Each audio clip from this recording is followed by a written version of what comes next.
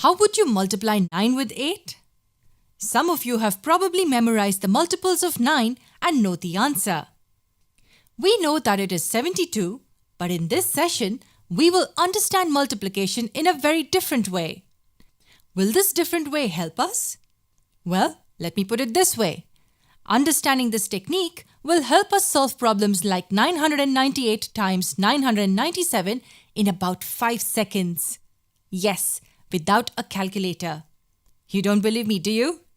Give me around 2 minutes to change your opinion. We use the concept of base to solve multiplication problems quickly. And bases are generally powers of 10, like 10, 100, 1000, and so on.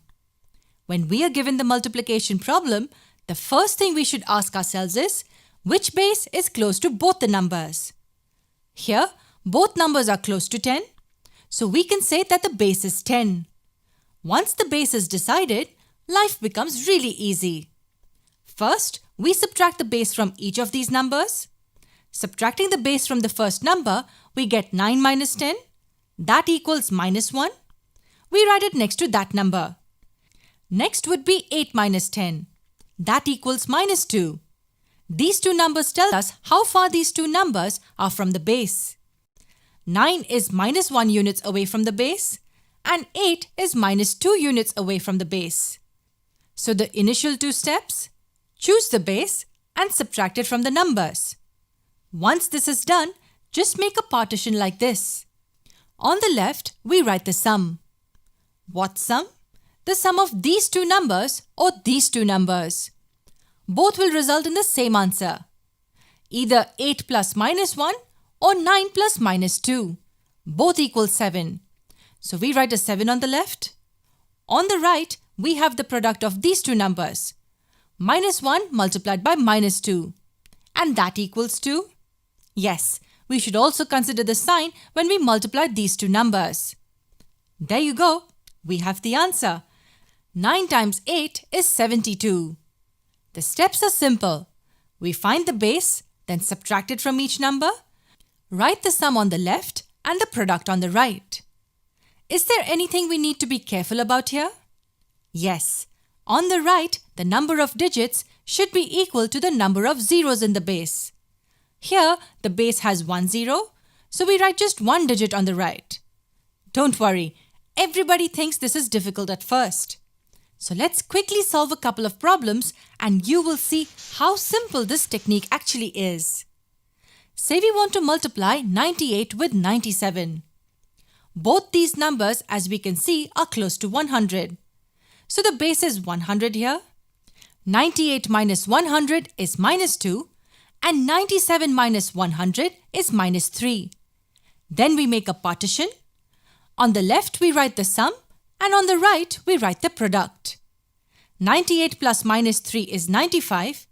Even 97 plus minus 2 will give us 95. And minus 2 times minus 3 is 6. So should we write a 6 here? Don't forget, the number of digits on the right will be equal to the number of zeros in the base. As there are 2 zeros in 100, there will be 2 digits here. 6 will be written as 06. There's your answer. 98 times 97 is 9506. Find the base, find the deviation, find the sum and find the product and we get the answer in a few seconds. Okay, let's try solving a problem with slightly bigger numbers. 9996 times 9997.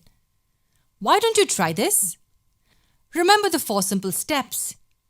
Find the base, find the deviation, find the sum and find the product. I give you 10 seconds.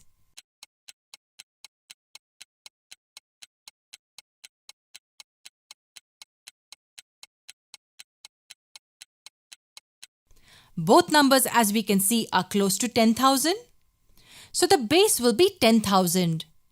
This number is minus 4 units away and this is minus 3 units away. Then we make the partition, sum on the left and the product on the right. This plus this is 9,993.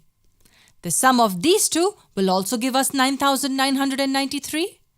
The product will be minus 4 times minus 3, which equals 12.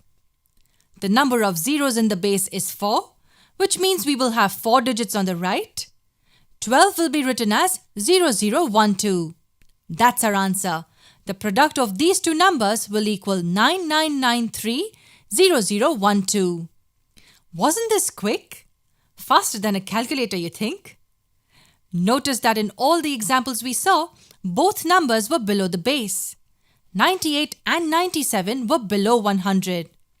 9,996 and 9,997 were below 10,000. We will look at a couple of more examples in the next part of the session. Don't forget the steps. Find the base, find the deviation, find the sum, and find the product. And we get the answer.